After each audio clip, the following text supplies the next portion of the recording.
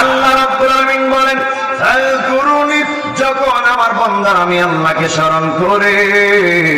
আযকুরুকুম, আমি আমার বান্দার স্মরণ করি। এখন বলবেন হুজুর আমরা তো আল্লাহকে আল্লাহ আল্লাহ জিকিরের মাধ্যমে স্মরণ করব,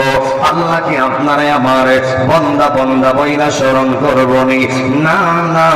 আল্লাহর স্মরণ আর বান্দার স্মরণ কিন্তু এক না। আমরা আল্লাহ পাকরে গো আল্লাহ আল্লাহ জিকিরের মাধ্যমে স্মরণ করব, আর আল্লাহ ডাক দিয়া কয় যখন আমার মালাবাড়ির বান্দারা,